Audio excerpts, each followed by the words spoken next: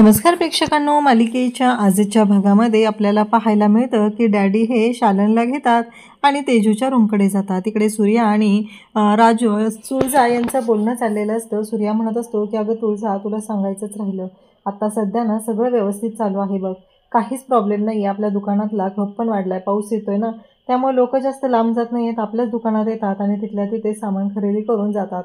हे दोघांचं बोलणं चाललेलं असतं. त्यावेळेसच तुळजा म्हणत असते की खूप चांगली गोष्ट आहे की.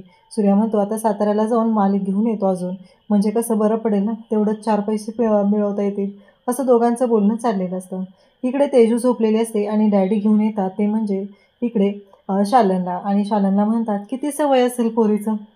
मला काय वाटतंय माहिती आहे का, खूपच कमी वय आहे तिचं, म्हणजे 25-30 वर्षाची असेल, त्यात पोटूश आहे. जर तिला हे औषध दिलं तर काय होईल बघा, विचार करा. कारण तुमचीच भाची आहे आणि ती पोटूशी आहे. तिचं असं काय जे आयुष्य जगून झालेलं आहे, तिची वाट कशी लागणार आहे ना, हे तुमच्याच हातात आहे. तुम्हीच ठरवायचं आहे काय करायचं आहे ते. आणि त्या क्षणी इकडे तुळजा मात्र धाडकन जागी होते. आणि मग सूर्या म्हणतो अगं काय झालं तुळजा? तेव्हा तुळजा म्हणत असते की अरे मला काय माहिती, मला आईची काळजी वाटते, मला ना खूपच वाईट स्वप्न पडलं. त्यावेळेस सूर्या म्हणू लागतो अगं तुळजा, असं काय विचार करतेस तू? तुळजा म्हणत असते की हो रे सूर्या, मला कळतच नाही आहे की असं अचानक काय झालं, अचानकच वाईट स्वप्न पडलं आहे ना, असं ती सांगत असते. त्यासोबतच इकडे पाहायला मिळतं शालन आता ती बॉटल जी आहे ती डॅडींच्या हातातून हिसकावून घेते, बेसिनमध्ये पळत येते. किचनमध्ये येऊन ती बॉटल जी आहे ती बेसिनमध्ये ओतते. तेव्हा डॅडी म्हणतात की काय नाही हो, तेवढ्याने काय फरक पडणार आहे, सॅम्पल आहे ते सॅम्पल, असं म्हणत डॅडी तिला बोलत असतात. तेव्हा मात्र तिला खूप वाईट वाटतं. ते म्हणतात की अख्खी एवढी बॉटलच्या बॉटल आहे आमच्याकडे कपाटात, काय करणार आहात तुम्ही? तेव्हा मात्र शालनला खूप राग आलेला असतो आणि शालनने मात्र सगळी तयारी केलेली असते, रॉकेलचं कॅन घेते. तेव्हा डॅडी म्हणू लागतात की काय करताय तुम्ही हे सगळं, काय चाललं तुमचं? असं म्हणत डॅडी घाबरलेले असतात, घाबरे घुबरे होत असतात. आणि डॅडी म्हणत असतात की थांबवा हे सगळं, काय चाललंय तुमचं?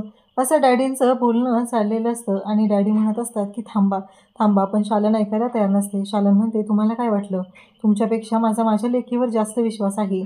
आत्ताच्या आत्ता ती कागदपत्र मला द्यायची आहेत आणि ती कागदपत्र आहे ती मी सूर्याला देणार आहे आणि मगच हे सगळं संपवणार आहे, असं शालनचं बोलणं चाललेलं असतं. आणि तेव्हा मात्र डॅडी म्हणत असतात अहो थांबा, आम्ही देतो तुम्हाला.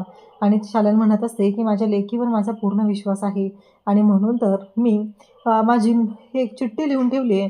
मी स्वतः मरणार आहे, पण त्याचबरोबर सूर्यालाही त्याच्यामध्ये शाबूत करणार आहे आणि तुमची वाट लावणार आहे. मी मरणार आणि तुम्हाला जेलमध्ये पाठवणार आहे, कारण त्या चिठ्ठीमध्ये मी लिहून ठेवलेलं आहे माझ्या जीवाचं जर काही बरं वाईट झालं तर या सगळ्याला तुम्ही जबाबदार आहात. इकडे आपल्याला पाहायला मिळतं की आजीसाहेबांना खूपच बरं वाटत नाही आहे, त्यांना अटॅक आलेला आहे. डॉक्टर आलेले असतात आणि शशिकांत रावांना डॉक्टर सांगतात की हे बघा, त्यांची कंडिशन खूप खराब आहे, खाण्यापिण्याचं व्यवस्थित ध्यान द्या आणि त्याचबरोबर बाकीच्या गोष्टीही व्यवस्थित झाल्या पाहिजेत. हे सगळं बोलणं चाललेलं असतं. आणि त्यासोबतच इकडे पाहायला मिळतं की आता डॅडी लगेचच जातात आणि जाऊन ती कागदपत्राची जी फाईल आहे ना ती घेऊन येतात आणि शालनला म्हणतात की या हातात सुसाईड नोट द्यायची आणि दुसऱ्या हातात ही कागदपत्राची फाईल तुम्हाला मिळेल. आणि मग शालन म्हणते की चालेल. आणि शालनला आता ती सुसाईड नोट घेतल्यानंतर ते म्हणत असतात की चालेल, आम्ही सगळं हे देऊन टाकत आहे, असं त्यांचं बोलणं चाललेलं असतं. आणि त्यासोबतच इकडे डॅडी मात्र हातापाया पडत असतात. ते म्हणत असतात की हे घ्या, तुम्हाला आम्ही फाईल दिलेली आहे, तुम्ही काय करणार आहात या सगळ्याचं ते सांगा. तेव्हा मात्र शालन म्हणत असते की मी आत्ताच्या आत्ता सूर्याकडे जाणार आहे. डॅडी इथंही डाव खेळतात. ते म्हणत असतात की अहो असं नका करू, तुम्हाला कळतंय का, तुम्ही आत्ता गेलात, आपली लेक ही तिथं आहे, सून पोटूशे, तुमच्या लक्षात येतंय का?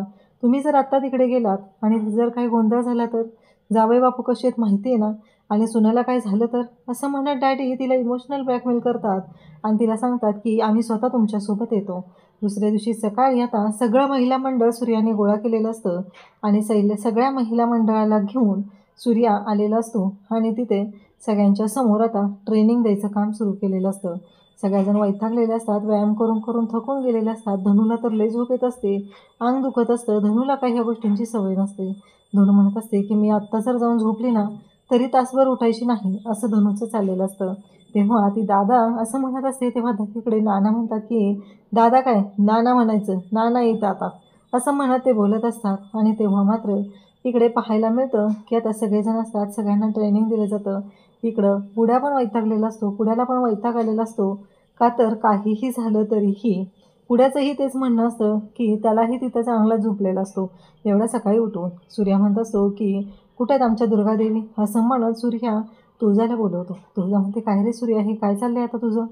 तेव्हा सूर्या सांगतो की हे बघ मी साताऱ्याला चाललो आहे, तुम्ही काळजी घ्या. काल राजूच्या बाबतीत जे झालं ना तेव्हापासून मला तुमची ना सगळ्यांची काळजी वाटत आहे. आणि मग तुळजा सांगते अरे काळजी करू नको, तुला सांगायचं राहिलं की आम्ही डोंगरावरच्या देवीला जाणार आहोत. असं म्हणत आता ते सगळ्यांना सांगतो की काळजी घ्या. आणि इकडे पुढ्याला पण सांगतो की मी काजूला घेऊन जातोय आणि तू भागूची काळजी घ्यायची आहे, तिच्या सिक्युरिटीची जबाबदारी तुझ्यावरती आहे. इकडे आता डॅडी आलेले असतात, शालनला म्हणत असतात की काय चाललंय. शालन मात्र इकडे उभी असते आणि डॅडी म्हणत असतात की हे बघा तुम्ही देवाला जाणार आहात ना, ठीक आहे तुम्ही जा, पण एक गोष्ट लक्षात ठेवा, काल जे घडलेलं आहे ते कोणालाही सांगू नका, आम्ही स्वतः तुमच्यासोबत येईल तेव्हा आपण ही कागद देऊया. शालन म्हणते की ह्या माणसावर किती विश्वास ठेवायचा आणि काय हेच कळणं गेले. त्याचवेळी धनू आणि भाग्या बोलत असतात. धनू भाग्याला म्हणत असते की ए दाबून दे ना अजून, माझं दुखायला लागलं आहे किती आणि तू असं वागतेस माझ्याशी, दाबून दे अजून. तेव्हा भाग्या म्हणत असते अगं अजून किती जोर लावू, जेवढा सगळा लावायचा तेवढा जोर लावलेलाच आहे ना मी, अजून किती लावणार आहे, असं तिचं बोलणं चाललेलं असतं. आणि तेव्हा मात्र ह्या सगळ्याजणी बोलत असतात आणि तेवढ्यातच शालनचा फोन तुळजाला येतो. मालन जी आहे ती तिथं आलेली असते आणि मालन म्हणत असते की चला. तेव्हा शालन म्हणते तू पुढं हो मी आलेच. मग इकडे सूर्या कुठं आहे विचारलं जातं तेव्हा ती सांगते की साताऱ्याला गेला आहे. मग शालनने आता सूर्याला फोन लावलेला असतो, काजूने फोन उचललेला असतो. ती म्हणत असते की सूर्याकडे फोन दे, मला सूर्याशी बोलायचं आहे. हे सगळं बोलणं त्यांचं चाललेलं असतं. आणि तेव्हा मात्र मालन त्याला म्हणत असते की मला खूप महत्त्वाचं बोलायचं आहे, डोंगरावरच्या देवीच्या तिथे ये. आणि शालन निघालेली असते, शालनच्या पाठोपाठ डॅडी आलेले असतात. इकडे सरनोबतांच्या घरी एक गोष्ट घडत असते की गुरुजींना बोलवलेलं असतं, दोघांच्या पत्रिका दाखवल्या जातात आणि गुरुजी सांगतात की हे बघा हे लग्न कोणत्याही परिस्थितीत होऊ शकत नाही, तुम्ही जर का हे लग्न केलं तर खूप अवघड होणार आहे, हे लग्न जर झालं तर या घरामध्ये खूपच विपरीत घडणार आहे, कोणाचा तरी जीवही जाऊ शकतो, असं गुरुजींनी स्पष्टपणे सांगितलेलं असतं. इकडे शालन सूर्याला फोन ट्राय करत असते आणि दरीच्या जवळ असते. सूर्याचा फोन काही लागत नसतो आणि त्या क्षणी आपल्याला पाहायला मिळतं की सूर्या जो आहे तो म्हणत असतो की काय झालं आहे. इकडे शालन ती त्याच्याशी बोलण्याचा प्रयत्न करत असते पण तिचं काही बोलणं होत नसतं. तेवढ्यात डॅडी तिथं येतात. आता डॅडी शालनच्या बाबतीत काय घाणेरडं काम करणार आहेत ते आपल्याला पुढे पाहायला मिळणार आहे. अशाच अपडेटसाठी चॅनलशी कनेक्टेड राहा. थँक्यू.